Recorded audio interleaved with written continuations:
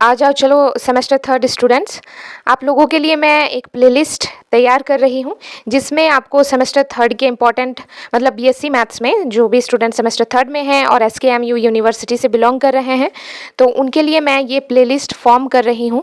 उसमें इस प्लेलिस्ट में आपको जितने भी सारे इंपॉर्टेंट थियोरम्स हैं, क्वेश्चंस हैं, प्रीवियस ईयर क्वेश्चन भी ऐड ऑन करने की कोशिश करूँगी, तो सब कुछ आपको यहीं पर मिलेगा। तो मेक श्योर कि आप चैनल को कर लीजिए, मेक श्योर कि आप चैनल से जुड़ जाइए, सब्सक्राइब कर लीजिए, नोटिफिकेशन को भी ऑन कर लेना बेल आइकन को प्रेस करके, ताकि कोई भी वीडियो डालूं तो तुरंत नोटिफिकेशन आपके पास पहुंच जाए। और एटलीस्ट अपने 5 फ्रेंड्स के साथ शेयर जरूर करना। साथ ही साथ इस क्लास के बाद आपको कमेंट करना है। अगर आप कमेंट करते हो तो इससे पता चलेगा कि यस आप चाहते हो कि सेमेस्टर थर्ड के सारे इंपॉर्टेंट मैथमेटिक्स के सवाल आप चाहते हो। और अगर आप कमेंट लाइक नहीं करते हो देन मैं ये प्लेलिस्ट बनाना बंद कर दूंगी, मतलब इस प्लेलिस्ट में क्लासेस लाना बंद कर दूंगी। तो ये डिपेंड करता है कि आप रिस्पॉन्स कैसे देते हैं। देखिए, सबसे इम्पॉर्टेंट थ्योरम, मतलब एक इम्पॉर्टेंट थ्योरम है सेमेस्टर थर्ड का जिसमें जो बार बार आता है, दैट इज रोल्स थ्योरम। ठीक है, तो सबसे पहले कोई भी थ्योरम होता है उसका एक पर्टिकुलर स्टेटमेंट होता है।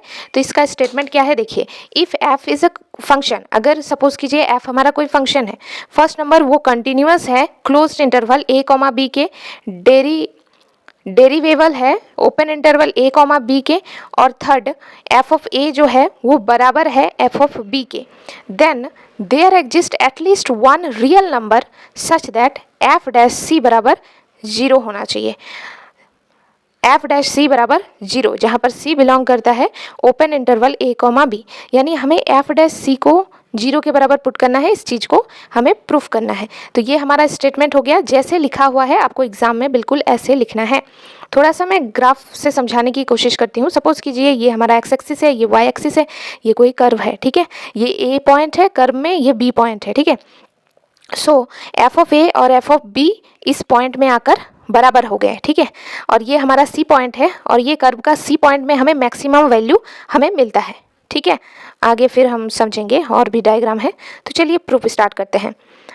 तो f इज कॉन्टिन्यूअस है on closed interval a, b में, विच इम्प्लाइज दैट, इसका मतलब क्या है कि f is bounded and attends it's greatest lower bound and least upper bound. बिल्कुल, अगर ये फंक्शन f कॉन्टिन्यूअस है क्लोज्ड इंटरवल a, b में, तो ये बाउंडेड भी होगा और साथ ही साथ ये अटेंड करेगा greatest lower bound and least upper bound को, बिकॉज क्लोज है ना।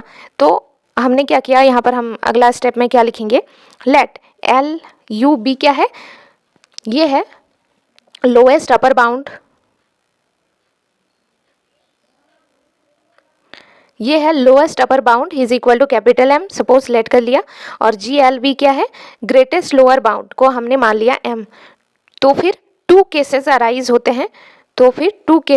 होते हैं। सबसे पहले ये स्मॉल m कैपिटल M के बराबर and small m capital M के बराबर नहीं होगा, यही टू केसेस जो है अराइज होते हैं। सबसे पहला केस लेकर चलते हैं, दैट इज स्मॉल m बराबर है कैपिटल M के, which implies that f is a constant function. अगर स्मॉल m कैपिटल M के बराबर हो गया, इसका मतलब क्या है बोलो, कि फंक्शन जो है हमारा कॉन्स्टेंट फंक्शन है। Let fx is equal to d, जहाँ पर हमारा d क्या है, रियल नंबर है। तो रियल नंबर है यानी कोई कॉन्स्टेंट होगा और उसका हम डेरिवेटिव लेंगे, f डैश x लेंगे। तो आपको पता होना चाहिए कि कोई रियल नंबर है यानी कॉन्स्टेंट है, और किसी कॉन्स्टेंट का डेरिवेटिव 0 होता है, तो f dash x equal to 0 आ गया। ये तो ऐसे ही प्रूफ हो गया, हेंस प्रूफ्ड पहला केस।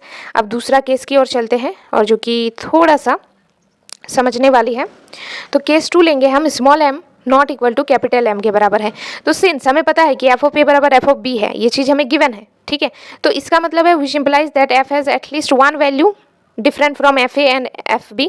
इसका मतलब है कि फंक्शन के पास एक तो ऐसा वैल्यू जरूर मिलेगा जो कि डिफरेंट होगा f ऑफ a और f ऑफ b से।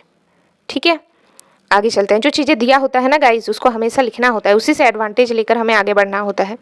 अब देखिए, let f of c is equal to capital M, where हमारा सी जो है वो बिलोंग करता है ओपन इंटरवल a, b में। अब f is differentiable eight open interval a, b, ये भी चीज़ गिवन है। इसका मतलब अगर f डिफरेंशिएबल है किस में, ओपन इंटरवल a, b में, तो फिर f डैश c जरूर से एग्जिस्ट करेगा। और अगर f डैश c एग्जिस्ट कर रहा है, जैसे कि यहाँ पर हमने मेंशन किया है कि f डैश c एग्जिस्ट, इसका मतलब f डैश c बराबर क्या होगा, f of c plus h minus f of c बटे h विल एग्जिस्ट, ये भी एग्जिस्ट करेगा। इसको हमने इक्वेशन 1 मान लिया। ठीक है, अब देखो आगे चलते हैं। नाउ एफ ऑफ सी बराबर कैपिटल एम, समझ रहे हो। ये ग्राफ है, अगेन अब ध्यान से सुन लो, ठीक है। ये ग्राफ है और ये यहाँ पर ये पॉइंट है, तो यहाँ पे हमें क्या है, ये हमारा एफ ऑफ सी है और मैंने आपको बताया कि यहीं पर हमें मैक्सिमम वैल्यू मिलेगा इसी पॉइंट पे एफ ऑफ सी पर, ठीक है। तो यहाँ पे एक्स एक्सिस में सपोज ये हमारा सी है, यहाँ से ये हमारा f of c maximum value हमें मिला। देखो यहाँ पर ये सी पॉइंट है हमने लिया और यहाँ से हमें ये एफ ऑफ सी हमें मिला, इसका मैक्सिमम वैल्यू, ठीक है। अब सी से थोड़ा सा आगे जाएंगे, सी प्लस एच, ओके। तो अब सी प्लस एच को अगर हम देखें ध्यान से, तो या तो वो एफ ऑफ सी के बराबर होगा या एफ ऑफ सी से कम ही होगा, है ना, इधर ही होगा ना एफ ऑफ। देखो सी प्लस एच को ध्यान से देखो, ठीक है, कोई कंफ्यूजन नहीं होना चाहिए।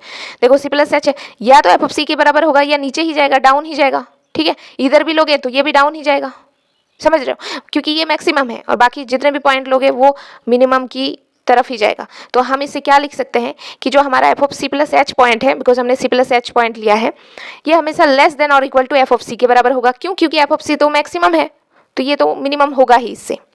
इसका मतलब हम अब क्या करते हैं, ये चीज़ तो आपको समझ आ गई होगी। अब देखिए क्या करेंगे हम, f of c plus h, f of c plus h, इसको हम उस साइड लेके जाते हैं, तो माइनस एफ ऑफ सी, ये लेस देन और इक्वल टू 0 के बराबर होगा। दिस इज इक्वेशन नंबर 2, समझे।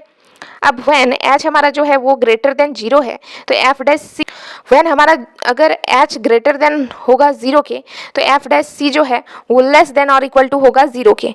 कहाँ से? From 1 and 2। देख लो इक्वेशन 1 एंड 2 से हम ये चीज़ लिख सकते हैं, समझे। ये है हमारा इक्वेशन 1 और ये हमारा इक्वेशन 2, ठीक है। अब हम लेते हैं कि व्हेन अगर एच लेस देन 0 के बराबर हो, तो F dash C greater than और इक्वल टू 0 के बराबर होगा। मेंशन कर देंगे फ्रॉम 1 एंड 2, ओके। अब देखो हमने यहाँ से जो कंक्लूजन निकाला था उसको हमने इक्वेशन 3 दे दिया और इसको इक्वेशन 4।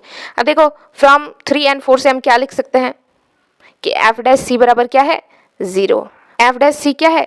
0। और यही चीज़ देखो हमें रोल्स थ्योरम में प्रूव करना था, हेंस प्रूफ्ड।